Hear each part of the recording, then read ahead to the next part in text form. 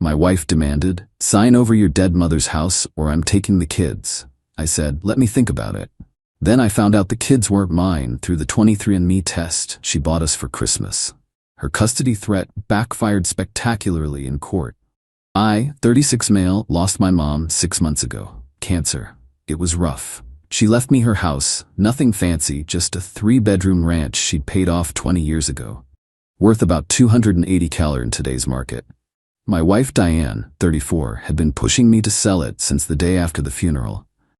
Not subtle hints either. Full-on daily campaigns about how we could upgrade our lifestyle and give the kids better opportunities. We'd been married 11 years. 2 kids, Lily, 9, and Mason, 7. I thought we were solid, despite Diane becoming increasingly materialistic over the years. The house conversation got worse last month. I was having coffee, going through Mom's photo albums I'd found in the attic, when Diane slammed a folder on the table. "What's this?" "Paperwork to transfer your mom's house to our names. Both of us. It's been 6 months. Time to stop wallowing and think about our family's future. I'm not ready to make decisions about the house." "When will you be ready? When the roof caves in? When squatters move in?" "It's maintained. I check on it twice a week." She stood up. "You know what? I'm done being patient. Either you sign these papers by Friday, or I'm taking the kids and filing for divorce. And trust me, I'll get custody. I'm the primary caregiver. You work 60-hour weeks. You're threatening me with our children? I'm being practical. The kids deserve a mother who puts their needs first. That house could pay for their college. Let me think about it." She smiled. That should have been my first warning. Diane never smiled when she thought she was losing. Here's the thing about Christmas. Diane had bought the whole family 23andMe kits as gifts, said it would be fun to explore our heritage. Kids loved it, spit in the tubes, sent them off, forgot about it. Results came in 3 weeks after her ultimatum. Perfect timing, really. I was actually excited at first. Mom had always wondered about her father's side of the family. He'd been adopted. Thought maybe I'd find some cousins or something. Logged in, checked my results. Pretty boring. 62% Irish, 31% German, 7% Scottish, whatever. Then I clicked on DNA relatives. That's when my world exploded. Lily matched as half-niece/half-nephew. Mason showed as no biological relationship. I stared at that screen for probably an hour, ran the math 100 times. There was only one explanation: neither of my kids were mine. The half-niece thing meant Lily was my brother's kid. My brother Trevor, who lived 30 minutes away, who'd been at our wedding, who came to every birthday party. I threw up, actually ran to the bathroom and puked. Then I called in sick and drove to my mom's empty house. Sat on her kitchen floor and cried like I hadn't since her funeral. Those kids were my world. I'd coached Mason's little league, taught Lily to ride a bike, read them stories every night when they were small. None of it mattered. Biologically, they weren't mine. That night, I acted normal. Helped with homework, made dinner. Diane complained about the house again, but I just nodded. After she went to bed, I did some digging. Logged into her email. We shared passwords, ironically for transparency. Searched Trevor's name, found emails from 9 years ago, right after Lily was born. "Last night was a mistake. We can't do this again. Think about your family." And one that made my blood run cold. "The baby looks just like you. Thank God she got my eyes." For Mason, I searched around his conception time. Found emails with someone named Garrett, her personal trainer from back then. Lots of workout schedules at weird hours. One email had a photo attachment, them at a hotel bar, her wearing the necklace I'd bought her for our anniversary. I screenshot everything, uploaded it to 3 different cloud services, emailed copies to my lawyer buddy. Then I cleared the browser history and went to bed. Diane was already asleep. I looked at her for a long time. 11 years of lies. The next morning she hit me with, "So, have you thought about the house? Friday's in 2 days." Still thinking. "Think faster. I've already talked to a lawyer." "About what?" "Custody arrangement. I'm getting primary. You'll get every other weekend if you're lucky." I almost laughed. "Based on what?" "Based on reality. I do everything for those kids. You're just the ATM. Interesting perspective." She squinted at me. "What's that supposed to mean?" "Nothing, just interesting." That afternoon I went to see a family lawyer, not my buddy, an actual shark, Eileen Rodriguez. She'd handled my coworker's brutal divorce and got him full custody despite his ex's false abuse claims. I showed her everything, the DNA results, the emails, the timeline. She leaned back. Paternity fraud. In this state, that's grounds for immediate divorce. And her threatening to withhold the children while knowing they're not yours? That's extortion. What about custody? You've been their father for their entire lives. You have rights. But, she paused, do you want custody? They're my kids. DNA doesn't change that. She smiled. Good answer. Here's what we're gonna do. Update 1. Friday came. Diane was practically vibrating with anticipation at breakfast. So, are we doing this the easy way or the hard way? I slid an envelope across the table. The legal way. She opened it. Divorce papers. Her face went white, then red. You think you're calling my bluff? Fine. Kids, pack your bags. We're going to Grandma's. Actually, I said, pulling out another document, that's a temporary restraining order preventing you from taking the children out of the home during proceedings. You can't do that. Page 3, paragraph 2. Judge signed it yesterday. She grabbed her phone. I'm calling my lawyer. Good idea. Tell them about the paternity fraud. She froze. What? The 23andMe tests. You know, the ones you bought us for Christmas? Interesting results. The color drained from her face completely. I don't know what you're talking about. Trevor's gonna be surprised to know he has a daughter. And Garrett? Does he even know about Mason? She sat down hard. You're wrong. The tests are wrong. Email timestamps aren't wrong. The baby looks just like you. Remember writing that? Lily walked in. Why are you guys being weird? Just adult stuff, sweetie. Go get ready for school. After the kids left for school, Diane tried damage control. Okay, let's talk about this rationally. You love those kids. I do. Then why destroy their lives over mistakes I made years ago? I'm not destroying anything. You did that when you passed off another man's child as mine. Twice. It was complicated. Was it complicated when you threatened to take them from me 3 days ago? When you tried to use them as leverage to steal my mother's house? I wasn't stealing, I'm your wife. Were. Past tense. She stood up. You know what? Fine, but I'll still get the house. It's marital property. Mom died after we separated. We haven't separated. We have now. You'll be served with eviction papers on Monday. You have 30 days. You can't kick me out of my home. It's not your home. Never was. Check the deed. And that prenup you forgot about? The one you signed because you had nothing to hide? Pretty ironclad about premarital assets and inheritance. She started crying. Not sad tears, angry tears. You planned this. No, Diane, you planned this. When you bought those DNA tests. When you threatened me. When you cheated with my brother and your trainer. I'm just better at chess than you thought.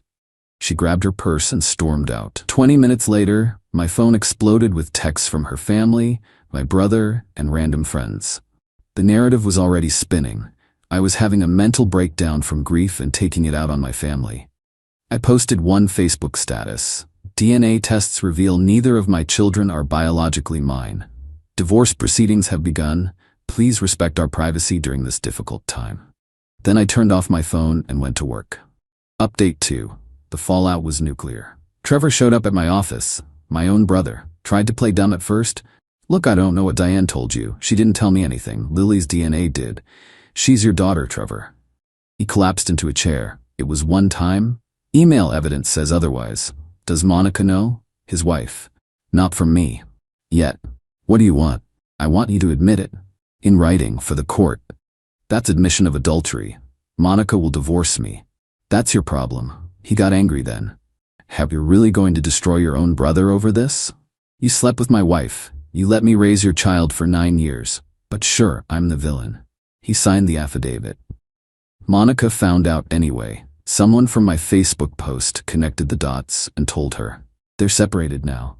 He's living in an extended stay hotel. Garrett was easier to find. Still a personal trainer, now married with 3 kids of his own.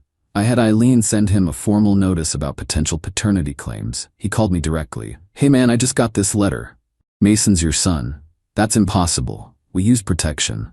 DNA doesn't lie. I can't. My wife, I have a family. So did I. He hung up. His wife called me an hour later, crying.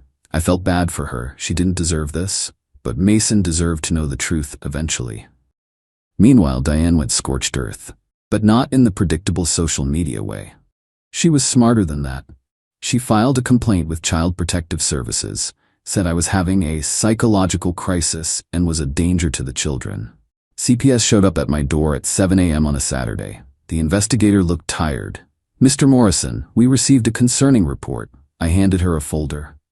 "Here's the divorce filing, DNA results, and documentation of paternity fraud. My lawyer said you'd probably show up." She reviewed everything. "So the children aren't biologically yours, but you've raised them their whole lives?" "Correct. And you want to continue raising them?" "They're my kids. Biology doesn't change that." She interviewed the kids separately. Lily told her I was the best dad ever, and she didn't understand why Mom was being mean. Mason said he just wanted everyone to stop fighting. The investigator closed the case as unfounded within a week. But Diane wasn't done. She tried to empty our accounts.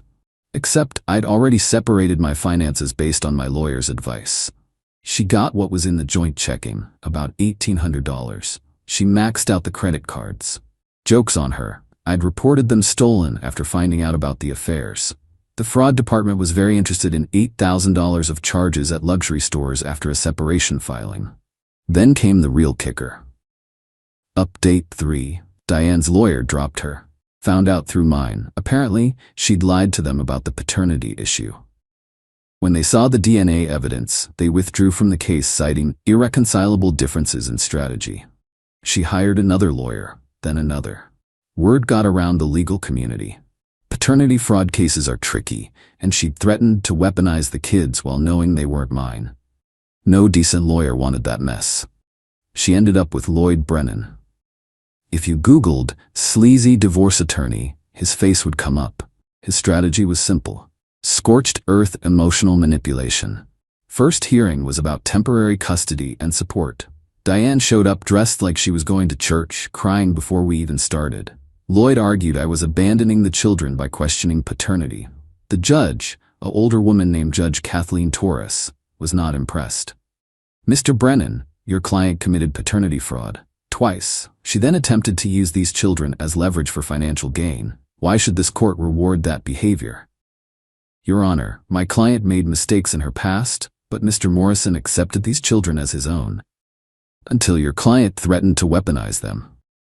Diane burst out, "He's trying to steal my babies." Judge Torres looked at her over her glasses. "Ma'am, according to these DNA results, one is your brother-in-law's and one is your trainer's. Perhaps they should be part of this conversation."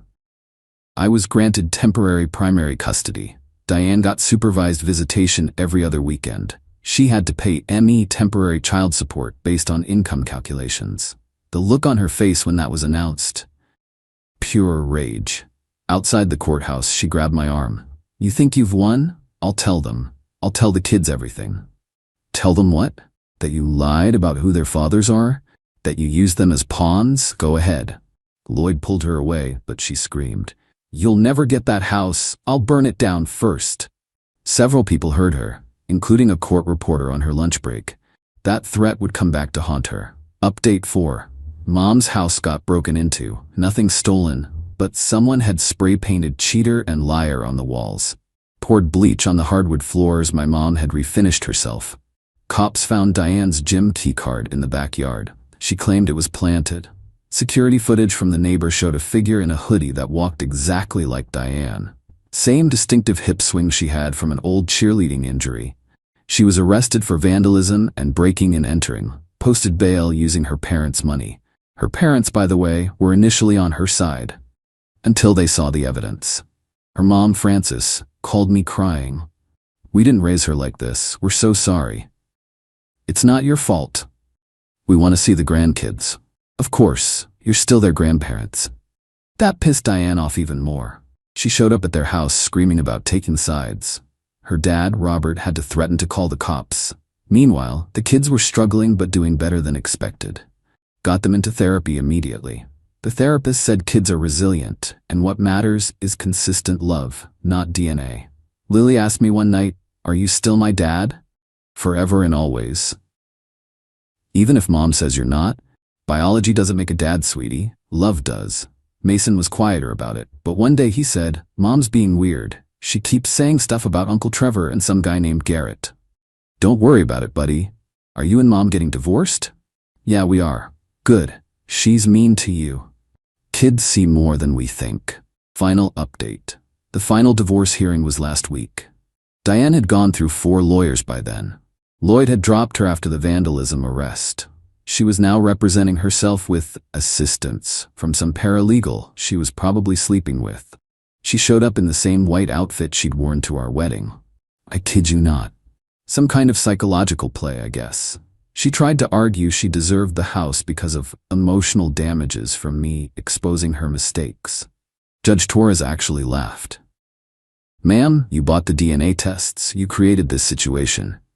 I was trying to bring our family together. By threatening to take children you knew weren't his biological offspring?" Then Diane made her biggest mistake. She stood up and said, "Fine. If I can't have them, neither can he. Trevor should raise Lily. Garrett should raise Mason. They're the real fathers." The judge's face went stone cold. "So you're abandoning your parental rights?" "I know, because it sounds like you're saying if you can't use these children as leverage, you don't want them at all." Diane's paralegal tried to whisper something to her, but she shook him off. "They were supposed to be my security, my insurance policy. Now they're worthless." The entire courtroom went silent. Judge Torres looked disgusted. "I've heard enough." The ruling. I got full custody with Diane getting supervised visitation 1 weekend a month. The house remained 100% mine. Diane had to pay child support, despite them not being biologically mine. Court ruled I was the presumed father due to marriage and established relationship. She got none of our assets except her car and personal belongings. She had to pay my legal fees. The vandalism charges were forwarded to criminal court. But the best part? Trevor and Garrett were ordered to pay retroactive child support. The court ruled that biological fathers have financial obligations regardless of deception. Trevor now pays $400 per month for Lily. Garrett pays $350 for Mason. That money goes into college funds I set up for the kids. Monica divorced Trevor and took him for everything. Garrett's wife stayed with him but made him get a vasectomy. I heard that from his lawyer, who was begging me not to push the child support issue. Too late. Diane moved back with her parents, who are mortified. She lost her job as a marketing manager when the arrest became public. Last I heard, she was working at a mall kiosk selling phone cases. She tried one last manipulation, sent the kids letters saying I wasn't their real dad and they should come live with her. Lily threw hers in the trash. Mason brought his to me and said, "Mom's being weird again." I adopted them officially last month. Had to get permission from Trevor and Garrett, who signed immediately to avoid further legal issues. The kids were thrilled. We had a small celebration at, where else? Mom's house, which I'd fully restored. The 23andMe thing became a running joke with friends. Someone suggested I should send Diane a thank you card for buying the tests that exposed her own lies. I didn't, but I thought about it. Yesterday, Lily asked if she could do a school project about DNA and genetics. Her teacher called me, concerned it might be traumatic given our situation. I told her, Lily knows DNA doesn't make a family. Love does. The teacher cried, said it was the most beautiful thing she'd heard. As for me, I'm in therapy, working through trust issues. Started dating a woman named Amy who knows the whole story and jokes that at least she knows I'll be a good dad since I fought so hard for kids that weren't even mine biologically. The kids like her. She doesn't push, just shows up with pizza and helps with homework. Normal stuff, honest stuff. Diane still sends me angry texts from new numbers. Things like "you stole my life and this isn't over." I don't respond. The court orders speak for themselves. To anyone dealing with similar situations, document everything. Lawyer up immediately. Don't let them use kids as weapons. And remember, being a parent isn't about DNA. It's about showing up. Mom would be proud I kept her house in the family. Even prouder that I kept my kids, because that's what they are, my kids. Oh, and fun fact, the judge's ruling set a precedent in our state for paternity fraud cases. It's now called Morrison v. Morrison and is cited in family law textbooks. My lawyer framed the ruling, hangs next to his law degree. Diane's legacy is being the legal example of what not to do in a divorce. Seems fitting. Edit. Stop asking for the DNA test results. I'm not sharing my kids' genetic information. Edit 2. To the 3 people who messaged saying Diane was trapped in a loveless marriage, she trapped me in a fraudulent marriage. Twice. With 2 different men. While stealing from our grocery money. Miss me with that nonsense. Edit 3. Yes, I'm still paying for the kids' therapy.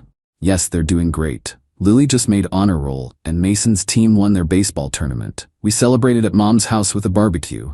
Life's good.